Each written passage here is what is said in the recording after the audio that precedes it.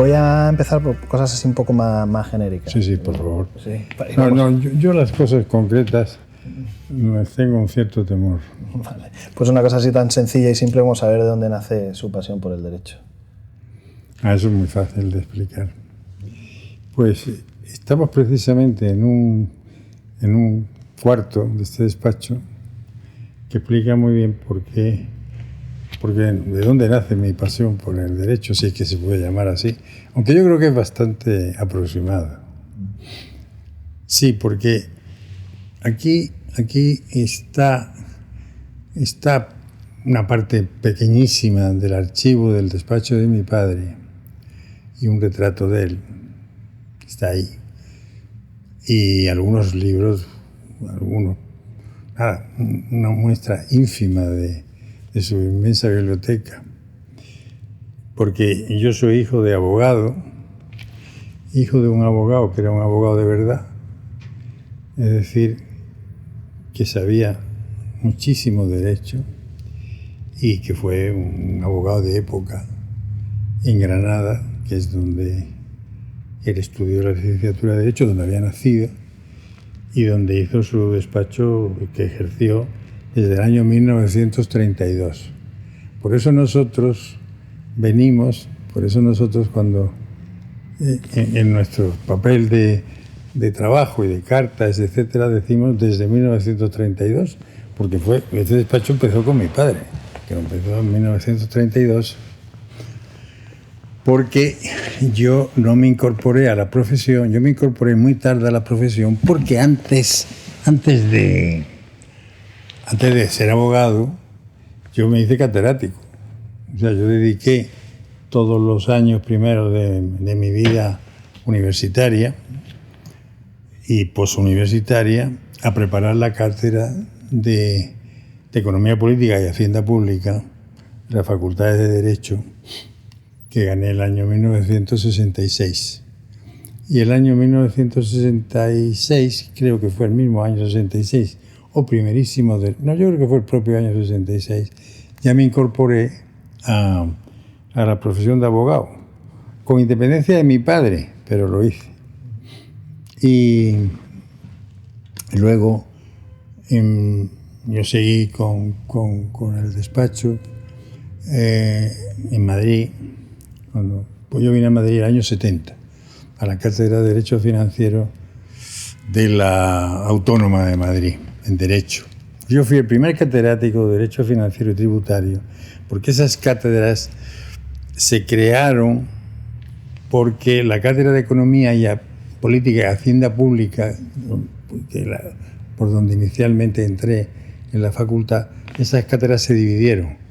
Y por un lado se quedaron los economistas con la economía política y con la hacienda pública, digamos la hacienda económica de la hacienda, la parte económica de la hacienda, y luego se crearon unas cátedras de derecho financiero y tributario donde lo que se estudia es pues el derecho de la hacienda pública y específicamente el mundo de los tributos. Para mí ser abogado no fue una decisión, fue una cosa que ya se sabía. Yo soy catedrático, mi padre era fue profesor un gran procesalista.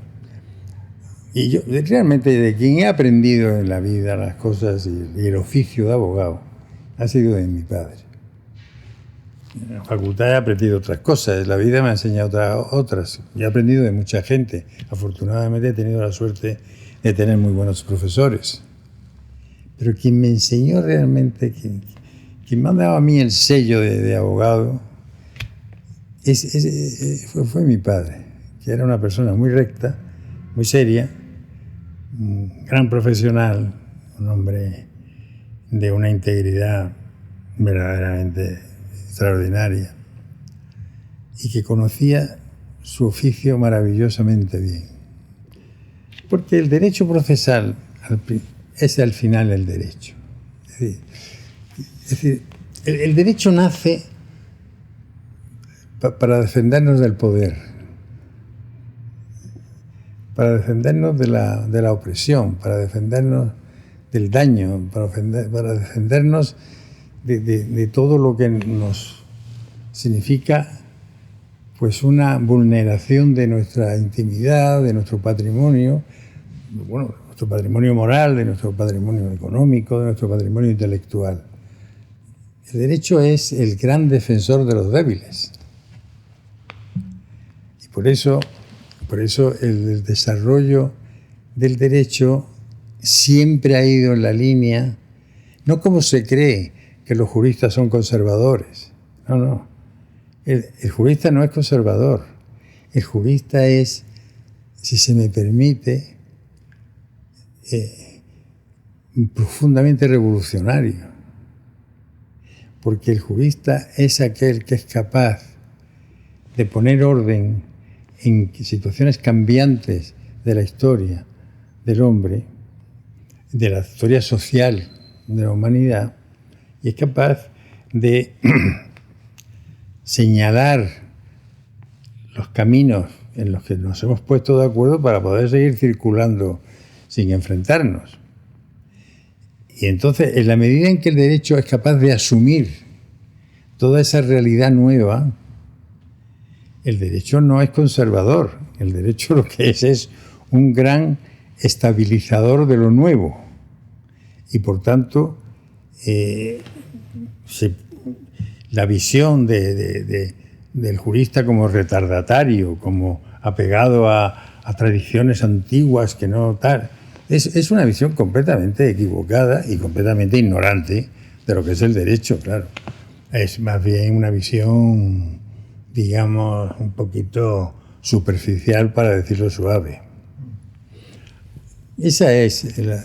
¿Y de dónde cree que nace que efectivamente existe en el común de la sociedad, existe una visión así negativa? Bueno, negativa. Bueno, sí, esa percepción. Bueno, porque el derecho también significa muchas veces un freno al abuso. Y muchas veces los cambios que se producen en el desarrollo social y en el desarrollo intelectual y cultural, en definitiva, en el desarrollo político, esos cambios muchas veces al principio llevan una carga explosiva de agresión, de ruptura, de enfrentamientos, y el derecho, pues claro, los va poniendo en su sitio. Es decir, que el derecho no se opone a recoger lo nuevo, lo que sí se opone es que la llegada de lo nuevo signifique destrozar los derechos, no los derechos adquiridos, sino los derechos que están consentidos y consensuados por la mayoría. Pero eso es ahora, digamos, en un mundo democrático. Cuando el mundo no era democrático, el derecho era siempre revolucionario, porque el derecho era la única manera que existía de oponerse al poderoso, de oponerse al señor, de oponerse al rey, de oponerse al poder. Por eso es muy importante claro está que el derecho se puede ver desde muchas perspectivas, y de hecho la doctrina está llena de... La literatura jurídica y la literatura política y social está llena de maneras diversas de entender el derecho.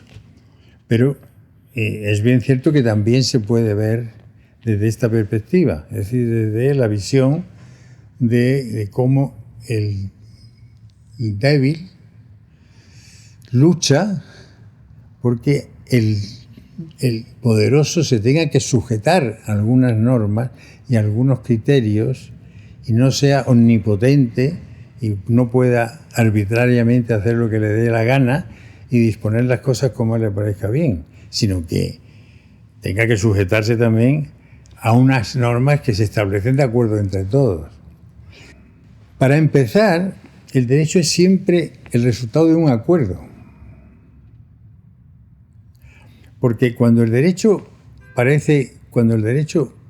no es el resultado de un acuerdo, de un consentimiento, sino que es un derecho que se impone, que se marca a sangre y fuego, entonces el derecho probablemente no es derecho, sino que tiene apariencia de derecho.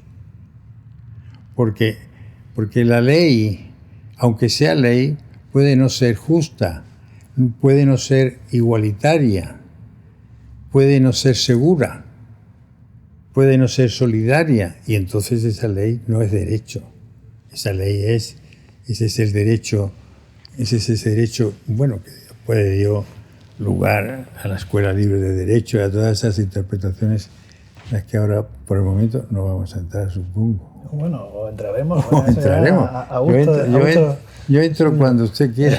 Cuando usted quiera. Ha dicho cosas muy interesantes y una de ellas que parece que el derecho es una herramienta contra la tiranía, en el fondo. Lo es. Es la herramienta contra la tiranía. Es decir, pensemos qué posibilidad existe. Es decir, cuando el pueblo se rebela contra el tirano, el pueblo lo único que puede conseguir es un orden político nuevo. Y ese orden político nuevo va a estar reflejado necesariamente en unas reglas de comportamiento común, en unas normas jurídicas, en definitiva, que sean las que ordenen el territorio con las nuevas ideas, con el nuevo poder que se establezca. Por tanto, bueno, ya los clásicos nuestros, ya como es bien sabido, ya se dieron cuenta que el matar al tirano no era antijurídico, porque claro, el tirano había que de alguna manera quitárselo de en medio, y claro, depende de las épocas. El derecho es siempre un vehículo de la paz. Eso es lo que hay que entender. Es decir, el derecho no es que sea un vehículo de la paz, que quizás me expreso mal. El derecho lo que es la lucha por la paz. Y la paz es ese sentirse todos bien. Cuando nosotros en nuestro lenguaje normal, diario, hablamos de vivir en paz, nosotros todos decimos, yo lo que quiero es vivir en paz. Esa maravilla que es vivir en paz, que está tan llena de... Es un concepto tan integrador, porque dentro de ese vivir en paz está toda la vida de una persona.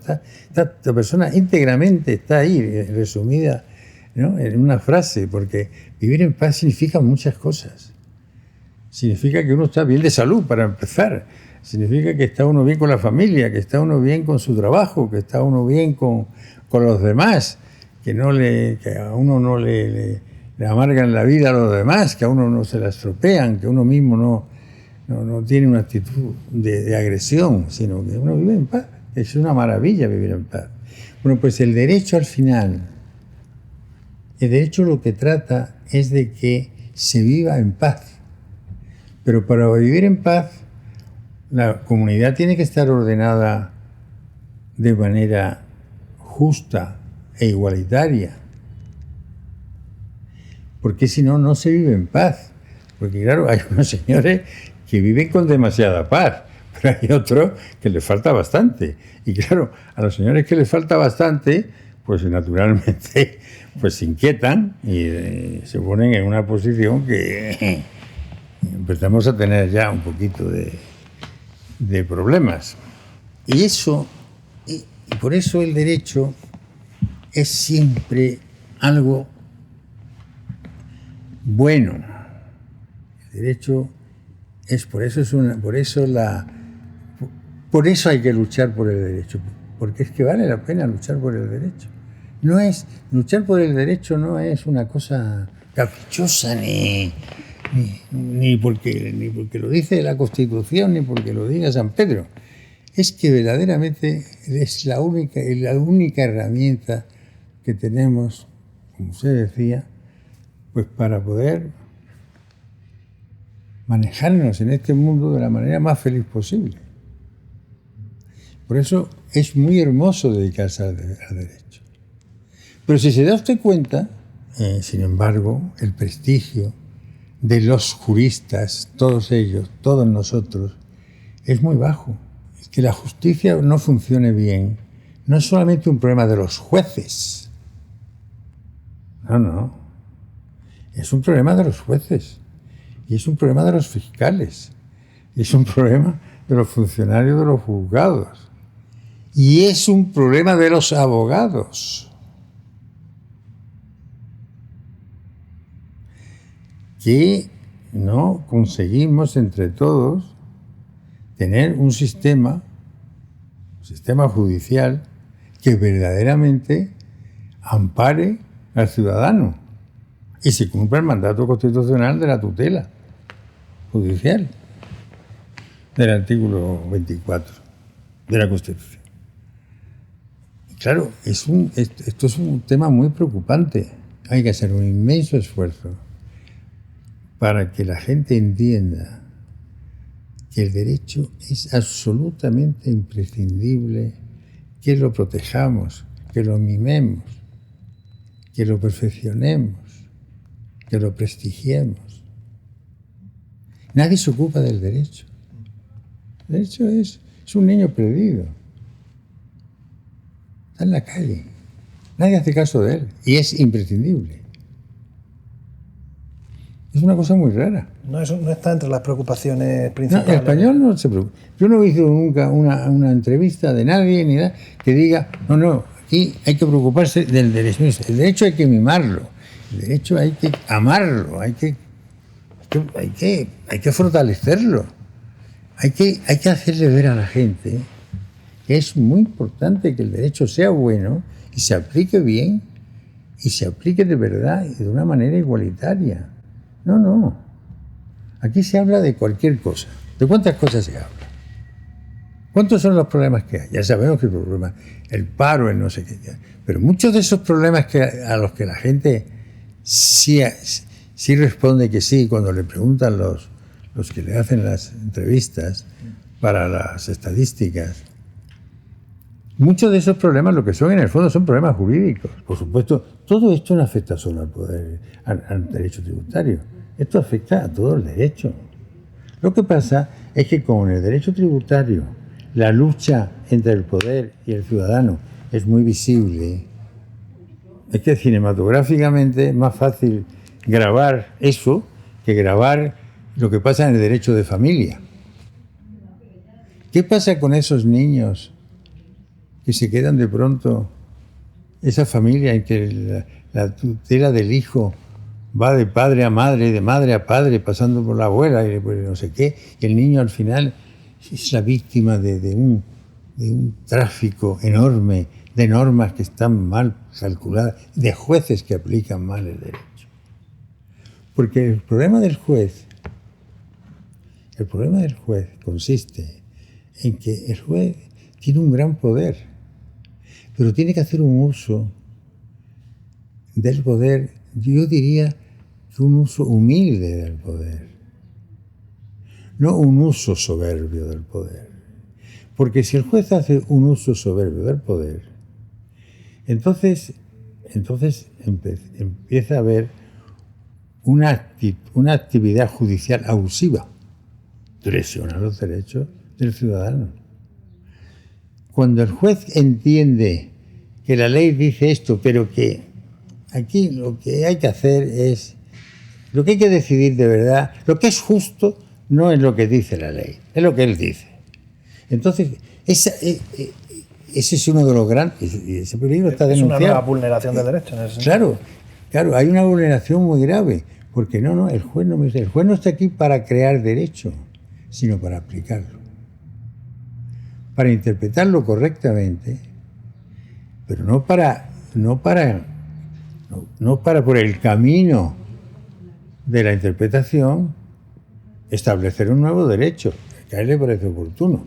No, mire usted, el derecho no consiste en lo que piensa un juez, sino en lo que han decidido los ciudadanos a través de sus representantes idóneos y legales.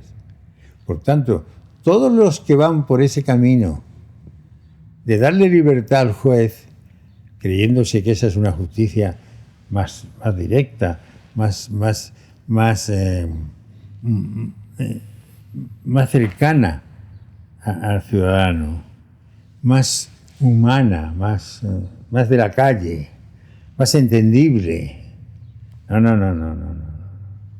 Ojo, que todo eso son unos bonitos cuentos para engañar a ilusos.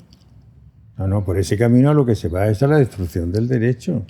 Claro, si el derecho es lo que cada juez piensa, a su manera, como él quiere y como a él le parece, pues imagínese usted, ¿cuál es el derecho? ¿Qué seguridad tendríamos? ¿Qué seguridad podríamos tener en un derecho que a la hora de aplicarse se aplica según le parece a cada juez? Muchas veces lo que ocurre es que la imperfección de la ley obliga al juez a hacer un esfuerzo de interpretación, que es su obligación. El juez siempre interpreta, aunque la ley está clara, siempre interpreta, porque ya determinar que la ley está clara es una manera de interpretar la ley. Había un principio antes que era que in claris non fit interpretatio, pero no es verdad.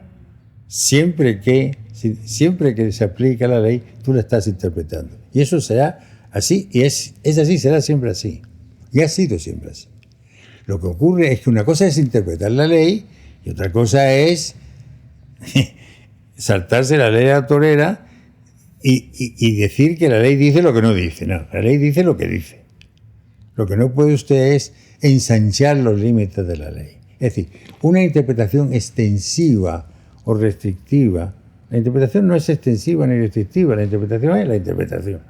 Produce un efecto que es más extenso que la letra de la ley o un resultado que es más restrictivo, más pequeño que lo que es de una lectura plana de la letra de la ley. Porque la ley también tiene su espíritu, y es cierto. Pero una cosa es interpretar la ley de verdad y otra cosa es leer la ley como a cada uno le parece oportuno. Y eso es lo que crea mucha desconfianza en la justicia, porque la gente no entiende por qué unas veces es A y otras veces es menos A. Y la gente eso no lo entiende, y es normal que no lo entienda. Primero, porque a veces es muy difícil fijar bien el criterio justo de interpretación, porque la ley está mal redactada, porque es complicada, porque la ley hay que interpretarla también de acuerdo con el resto del ordenamiento jurídico. La ley hay que integrarla en el ordenamiento jurídico. O sea, no es una pieza suelta, sino que hay que verla en general. Eso explica que en cuanto nos bajamos del principio de legalidad, entonces ya empezamos a funcionar mal. Y el principio de legalidad nos bajamos de él o porque la ley está tan mal redactada, tan mal hecha, tan técnicamente es tan imperfecta, que produce los resultados aberrantes, y entonces empezamos ya con las interpretaciones dislocadas y muchas veces arbitrarias, o bien porque no se respeta el curso de la ley, sino que ya la ley viene inmediatamente que sale del Congreso, inmediatamente que sale publicada, ya empieza el Ejecutivo con normas complementarias, normas reglamentarias, empieza el Ejecutivo a entender la ley de otra manera. Claro, no ya el contribuyente, sino el ciudadano en general. El ciudadano en general, eso le pasa con todas las ramas del derecho. Lo que pasa es que hay dos ramas en las que eso se ve, como decía antes, es muy obsceno el problema, porque es el derecho penal y el derecho tributario. Y en el derecho penal pasa igual. El derecho penal, el principio de legalidad, es un principio sagrado. El juez no se puede inventar el delito. El juez no puede hacer más que aplicar el tipo y ver si el hecho corresponde o no con la tipificación que establece el legislador. Si empezamos a bajarnos de la ley y por medio de artilugios más o menos inteligentes empezamos a desvirtuar el sentido que tiene el presupuesto de hecho de la norma penal, ya estamos yendo en contra del principio de legalidad, como es evidente. Eso se entiende. Eso, ¿No se produce también porque claro, aquí estamos dando por hecho cuando, digamos, hay un exceso de celo, por llamarlo así, del juez, ¿no? De tomarse unas atribuciones que igual no le competen. Puede ser un exceso de celo o una falta de rigor, que es distinto. Pues quizás eso sea no más es preciso. no es siempre una virtud que reproduce, que nos lleva al horror, cosa que a veces ocurre, ¿eh? La virtud también muchas veces produce el horror, porque claro, todo depende de cómo se utilice.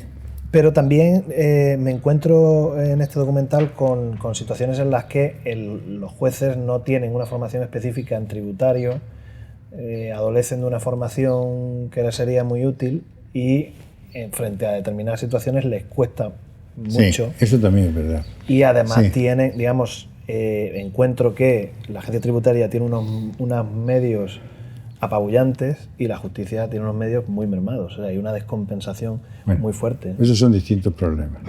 Hombre, están relacionados, ¿no? Porque si el juez tuviera capacidad para tener algún tipo de asesoramiento más... No, pero es que ahora vamos sobre la formación del juez. Yo no soy... Le contesto, sé lo que me parece que tienes. Yo creo que el jurista, esté en el lugar que usted quiera ponerlo, dentro del juego del derecho. El jurista lo que tiene que tener es una formación básica, fundamental. El jurista, como cualquier arte, como cualquier oficio, tiene que conocer el oficio. Es decir, entonces el jurista es un señor que maneja unos instrumentos. Y esos instrumentos tiene que saber qué significan, qué efectos producen, qué límites tienen, qué pasa cuando se aplican o cuando no se aplican. Por tanto, el jurista tiene que conocer muy bien la dogmática. El jurista tiene que saber muy bien lo que es la obligación, lo que es el contrato, lo que son tantas y tantas instituciones que hay en el derecho. Porque no es lo mismo una cosa que otra. Y eso es algo que también ha olvidado todo el mundo, hasta la doctrina lo ha olvidado. Es decir, si se examina hoy la doctrina normal sobre el estado del derecho, es muy curioso. Nadie se preocupa de decir, ojo, tengamos claro nuestro diccionario, tengamos claro el significado de los términos que utilizamos. Sepamos que cuando decimos la palabra obligación, que estamos queriendo decir esto y no otra cosa. Que cuando decimos carga en sentido técnico jurídico, queremos decir esto y no otra cosa. Y cuando queremos decir término, queremos decir término. Y cuando queremos decir plazo, queremos decir plazo. Cuando queremos decir demanda, queremos decir demanda, etcétera, etcétera, etcétera. Eso parece como si ya no tuviera importancia. Oiga, es como si un pintor desconociera las reglas mínimas de la paleta y las reglas mínimas de qué significa pintar sobre lienzo o pintar sobre papel o sobre otro soporte. Es que tiene que saberlo. Es que si no sabe eso, podrá ser muy inteligente, podrá ser muy buen pintor, pero no pinta. Es que, mire, ¿qué le vamos a hacer? Usted lo que pasa es que no pinta. Usted tiene en la cabeza un gran cuadro, pero no lo sabe usted, porque no sabe usted mezclar el pincel con la pasta o con el aceite o con lo que sea. Bueno, entonces eso el jurista, eso es fundamental. Entonces el juez tiene que conocer muy bien eso que hemos llamado la teoría general del derecho. El jurista tiene que conocer el Código Civil, tiene que conocer el Código Penal, tiene que conocer tiene que conocer las leyes administrativas, la ley de Administración General del Estado, la ley de lo contencioso, tiene que conocer la Constitución, tiene que conocer los códigos procesales. Si no, es que no tenemos bachiller, no tenemos licenciado. Lo dice como si se diera o se haya encontrado con ese problema. No, pero por favor, eso es lo más común. Lo más común es que hay mucha gente, y eso es un problema que nace de muchas veces de la preparación a las oposiciones.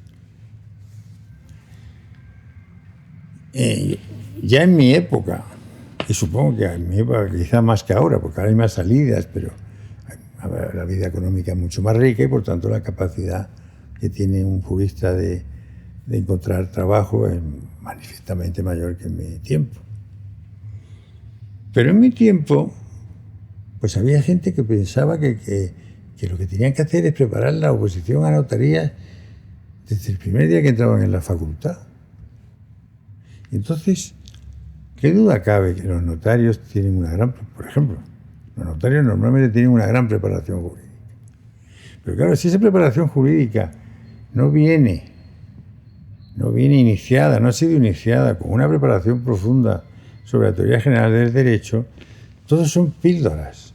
Es el tema 23, y luego el 48, y luego el 52, y luego el 414, y se lo saben de miedo, se lo saben maravillosamente, y además, supongo que... Y luego, por decirlo a notarios probablemente es uno de los ejercicios de oposiciones donde efectivamente la gente aprendía más derecho.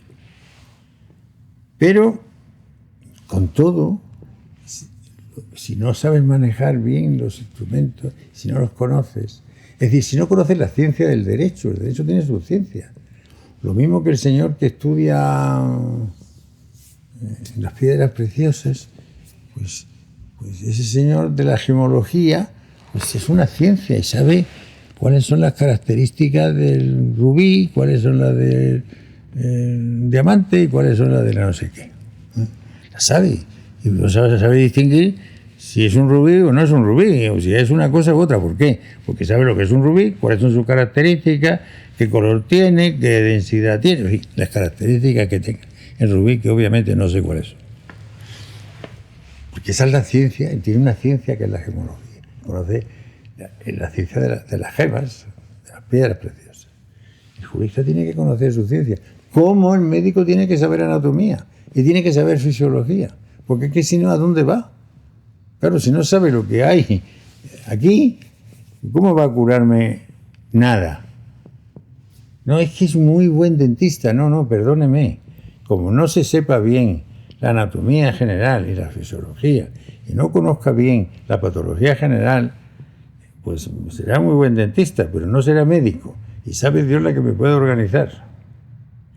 El hecho de que la técnica, la tecnología, permita a los profesionales actuar con enorme precisión sobre casos concretos, es decir, llevamos la especialidad al límite.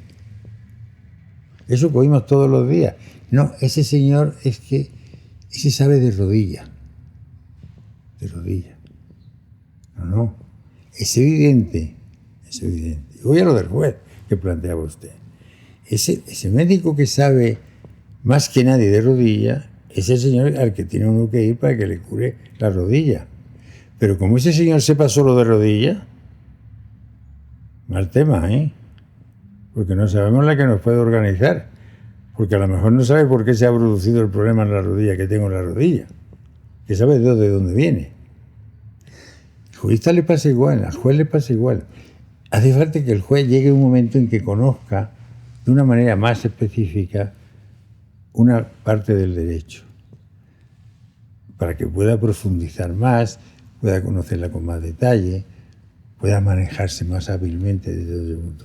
Pero como desconozca las características generales, ese gran especialista no le sirve para nada. No solamente no sirve para nada, sino que tiene un grandísimo peligro. A mi juicio, un grandísimo peligro. Por tanto, el juez tiene antes que ser juez. Después será un juez especializado en no sé qué. Pero primero tiene que ser juez con todas los conocimientos del juez, que son muy amplios y muy serios y muy profundos. ¿Y eso puede mejorarse en nuestro país? Sí, claro que se puede mejorar. ¿Cómo no se va a poder mejorar? Quiero decir Y de hecho, yo creo que este país ha mejorado mucho. Lo que pasa es que, claro, el hecho de que haya mejorado mucho no significa que ahora esté todo bien, significa que estaba peor. Claro que sí. No eran malos los jueces durante el régimen del general Franco. Lo que pasa es que había determinadas materias en las que probablemente hubo jueces que no actuaron correctamente. Pero el juez, la inmensísima mayoría de los jueces, eran jueces de una honradez y de una integridad absolutas. Eso sí que lo he vivido yo. Lo he vivido de niño, porque yo he ido de niño a las pruebas. Yo conozco el derecho desde niño, no cuando acabé la carrera. Esa ventaja sí he tenido, como decía antes. Bueno, ¿qué más? No, me interesa mucho lo que dice porque es un punto de vista diferente. Hasta ahora he escuchado quizá mucha lamentación en cuanto a la descompensación de fondos, digamos. O sea, si el Ejecutivo controla el presupuesto de la justicia, bueno, que es uno de los poderes... Bueno, pero eso es otro tema distinto. Yo me estaba refiriendo a la especialización. Por eso decía antes que había dos problemas. El tema de la falta de medios de la justicia es un tema distinto. Porque, claro, efectivamente puede haber más jueces, debe haber más jueces, debe haber más fiscales, los tribunales de justicia deben estar dotados de mejores medios humanos y de medios materiales. Claro, por supuesto. Pero eso no significa, no es contradictorio con lo que yo decía, sino que yo creo que se complementa. Lo que yo quiero decir es que al socaire de la especialización no podemos permitir que haya jueces que no sean antes que nada jueces. Usted es juez y después se especializa. Pero no sea usted especialista desde el primer día, porque entonces estamos perdidos. Estamos perdidos, porque usted no entiende el sistema en su globalidad. Y estos sistemas son todos interdependientes. Es muy natural. Pasando a un siguiente punto que ustedes tocan es hablan de un abuso del Ejecutivo frente al Legislativo y se traduce muy a las claras en los decretos y leyes de los que se ha abusado. Muy claro. A diestro y siniestro. Pues imagínense los días que vivimos y todo se hace por medio de decreto ley. Es decir, ¿qué ocurre? ¿Qué hace el Ejecutivo cuando, en función de la composición del Parlamento, el Ejecutivo no consigue que el Parlamento le apruebe las leyes? Evita la ley. Pues vaya problema que tiene el actual presidente del gobierno. No tiene ningún problema. Mire, ustedes no me dejan aprobarlo por medio de una ley, pues lo aprobamos con un decreto ley. ¿Cuál es la dificultad? ¿Y qué es lo que ocurre? Pues mire usted, ocurre que no es lo mismo una ley que un decreto ley. Eso es lo que pasa. Que las leyes se hacen... La ley, claro. La ley tiene usted que pasar por todos los estadios.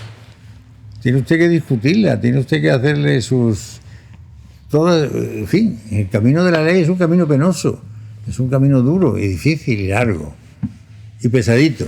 Y tiene usted que ponerse de acuerdo, tiene usted que pactar, tiene usted que concordar, acordar, consensuar. El camino del decreto de ley esto es lo que hay. O me lo aprueban o no me lo aprueban. Pero aquí no hay modificación que valga, en el fondo. Luego lo confirmará, pero es lo mismo. Es que yo le doy a usted un paquete y me lo prueba usted y se ha acabado lo que se repartía. Porque el juego de la posibilidad de cambiarlo es mínima respecto a la que hay en la ley. Claro, a ti te dan un paquete te dan un paquete y estos son lentejas. ¿Eh? ¿No hay manera digamos, acotar eso constitucionalmente o de darle una dimensión diferente para que no sea un... Pues mire, el problema que tenemos es el siguiente. El problema que tenemos es que, como usted sabe, en el caso de los decretos leyes, la razón del decreto ley es la urgencia. ¿Eh? Es la urgencia o es la necesidad absoluta para que resolver un problema que hay que resolver urgentemente, que no podemos ir al trámite legislativo para cambiar. Claro, cuando el Tribunal Constitucional no ha tomado medidas desde hace mucho tiempo para que efectivamente eso se lleve con rigor, pues se ha allanado, se ha facilitado el camino del decreto ley, que duda cabe. Es así. Por eso en la Declaración de Granada, en algunos casos se habla también de la responsabilidad del Tribunal Constitucional. Sí, lo mencionan claro, específicamente. Claro, lo decimos y lo dicen mis colegas porque llevan razón, porque hay muchas veces en que las decisiones del Tribunal Constitucional no han ido en la buena dirección. No han ido en la buena dirección y entonces han perturbado el propio ordenamiento constitucional que ellos tienen que defender, los primeros. Pero por una mala interpretación a su juicio. Bueno, claro, porque la decisión es equivocada. ¿Y por qué es equivocada? Equivocada porque ha habido una mayoría de magistrados que lo han entendido de una manera y hay otros que, en cambio, pues han entendido de otra. Bueno, eso forma parte de... Así es la vida también, ¿no? Pero...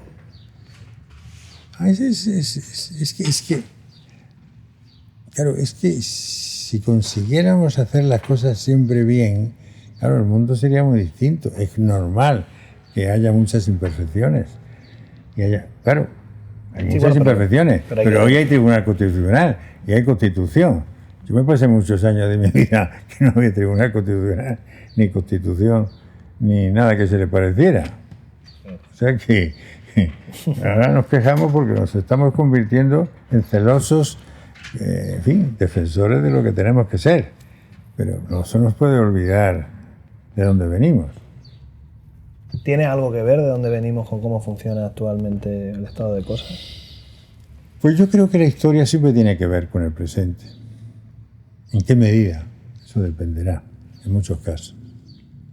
Hay veces que tú notas que alguien, una decisión política, o en el mundo de la empresa, tú dices, claro, aquí lo que pasa es que hay... Aquí detrás de todo esto lo que hay es que antes pasó, eso lo decimos siempre. No, es que claro, lo que ocurre es que ya su abuelo dejó de hacer y ahora resulta que... Entonces vamos ordenando cosas y vamos uniéndolas y claro, resulta que el abuelo tuvo la culpa. Generalmente la culpa la tiene cada uno. Pero en fin, también es verdad que a veces otros ayudan a que uno tenga la culpa. Es así. No sé si conoce el informe Greco, no sé si le da algún valor, ¿no? Es un informe que viene de la Comisión Europea. Sí. Y ellos hablan de que la... Sí, lo conozco. Además, de hecho, cada año o cada cierto tiempo se renueva y siempre dicen España sigue en el mismo punto. No hay... O sea, denuncian que desde su punto de vista la independencia judicial, conforme se asciende en la escala, va perdiendo rigor. Y incluso apuntan a que, bueno, esto se pudo entender en un momento dado. Eso obedece a lo siguiente. Yo no sé en qué medida eso es verdad o no. No lo sé de verdad. Honestamente no puedo decir. Pero hay motivo para que pueda ser verdad. Que es el siguiente. En la medida en que determinados puestos se en la carrera judicial. Se llega a ellos no en función de un concurso de mérito, sino por otros procedimientos en que ya quien decide tiene más libertad para decidir y por tanto para elegir, claro, es más factible que entonces esa neutralidad inicial del juez, pues conforme sube en la escala, pues pueda, no digo que se produzca, pero pueda producirse en algunos casos. Es razonable. Eso pasa muy obviamente en el Consejo del Poder Judicial. El Consejo del Poder Judicial es que está elegido así. A 100% además. Claro. Todos, vengan de un lado o vengan de otro, al final todo eso es pues una elección que sí, pueden que los méritos se tengan en cuenta, no digo que no, pero se tendrán o no se tendrán, o se tendrán en cuenta unos méritos y en otro caso otros méritos, no lo sé. Claro, eso es más dudoso que el Consejo del Poder Judicial. Efectivamente, ahí yo creo que veo de manera muy evidente que las posiciones del informe Greco son muy claras. Pueden serlo también, no solamente ahí, también pueden serlo en el Tribunal Constitucional, incluso en el Tribunal Supremo, y en determinadas presidencias de tribunales de las comunidades autónomas.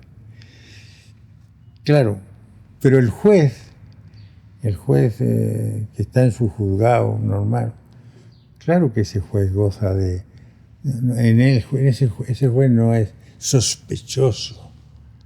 Puede ser mejor juez o peor juez en el sentido de que técnicamente sea mejor o peor, acierte o sea más inteligente o más torpe, en fin, en función por las razones por las que todos nos equivocamos o acertamos, pero no por otras razones. Sí, eso mismo en el informe Greco. Yo creo en la honestidad y en la integridad de los jueces.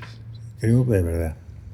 Hay otra de las cosas que señalan que, claro, que es súper relevante, que es la inseguridad jurídica que genera toda esta especie de maraña normativa, que además creo que hay incluso un dicho latino que viene a decir que cuanta más normas hay, más injusto es un sistema o algo así. Bueno, claro, lo que pasa es, el tema de la inseguridad es en el fondo, el tema de la inseguridad es el tema de la crisis del derecho.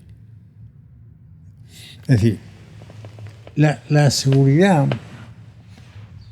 es lo que antes hablábamos al principio de la lucha contra el poder.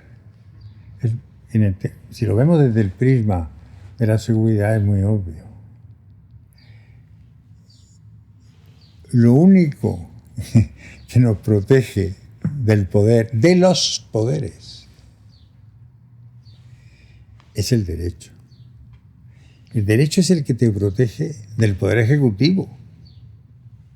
El derecho es el que te protege del poder legislativo. El derecho te protege del poder de los expertos. Aquí estamos con mucho cuidadito, con la lupa, mirando, y en la propia Declaración de Granada en eso es un ejemplo, con qué detalle se ha analizado una serie de situaciones en las que efectivamente se corrompe el derecho, faltando a los principios o cualquiera de ellos, que ya hemos hablado de ellos. Pero ¿me quiere usted decir a mí, frente al poder de los expertos? Sí, pero sabemos quiénes son los expertos. Pues mire, los expertos son desde el presidente del Banco Europeo, un experto, hasta el Guardia Civil que hace, hasta la OCU cuando hace su informe sobre unos hechos que han sucedido. Fíjese la gama de expertos de los que dependemos. ¿Y quién nos defiende de los expertos? ¿Y qué grado de inseguridad, de qué inseguridad nos proveen los expertos? Hace pocos años el señor Draghi, en un momento de inestabilidad de los mercados monetarios, dijo: tomaremos las medidas necesarias para defender el euro. No tomó ninguna. Lo único que hizo fue decir que se tomaría. Y eso le bastó para que el sistema se cimbreara, claro, reaccionara. ¿Pero de qué manera?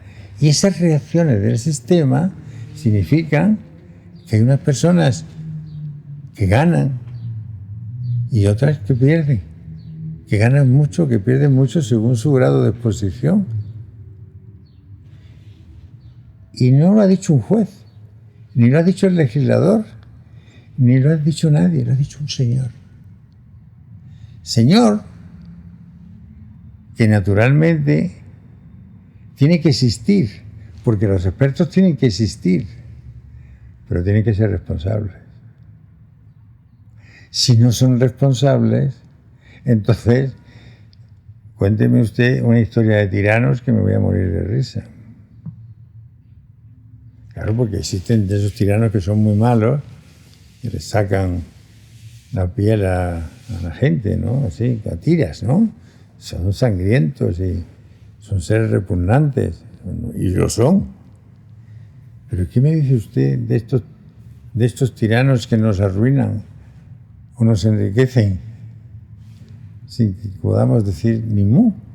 Que no tienen apariencia de tiranos, digamos. Y no son tiranos que en están, el sentido. Bueno, que están, no bueno, son pero tiranos están, más que están no más avalados que en el por sentido, el sistema. lo que digo manera, es que ¿no? tienen el poder, tienen un poder que si no tiene responsabilidad, ese poder absoluto no puede ser, se asemeja al poder del tirano. No es que ellos sean tiranos, obviamente. Ya.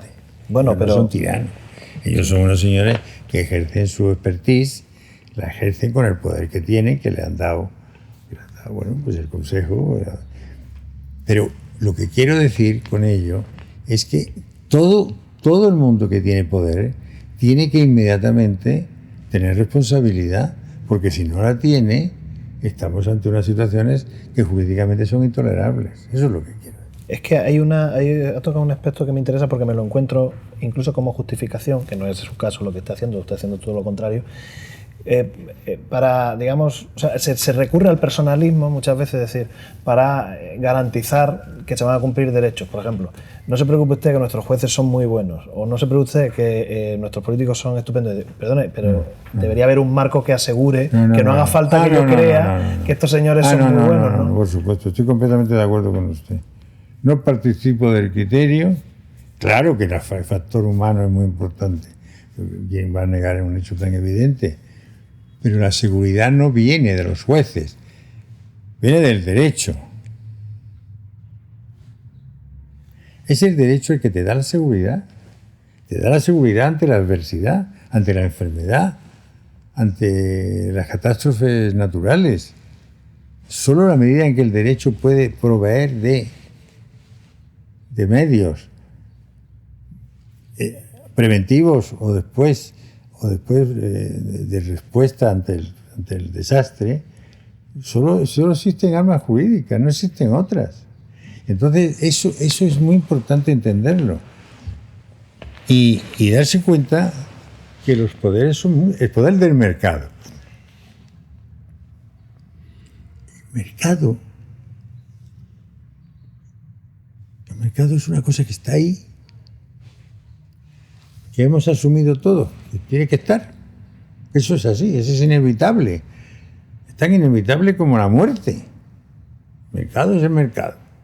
Bueno, y cuando han querido inventar algo en el que el mercado no funcionaba, ha sido un desastre. Luego dejemos que sea el mercado el que determine qué recursos se asignan a cada cosa y de qué manera y con qué sacrificio. Bueno, eso está muy bonito, pero claro, el poder del mercado puede ser de tal manera que efectivamente produzca una enorme inseguridad. En cuanto el mercado es un mercado donde existe el monopolio, donde existen determinados oligopolios técnicos, donde existen los grandes operadores mundiales. La globalización ha creado unos agentes en el mercado que tienen un poder que es imposible de controlar, imposible de regular. Entonces estamos inseguros. Es decir, todo poder origina inseguridad, todo poder. Y claro, la lucha contra la tiranía del poder en sus diversas manifestaciones, la lucha, esa es la historia del jurista. El jurista está ahí poniendo los medios para que eso no se consiga.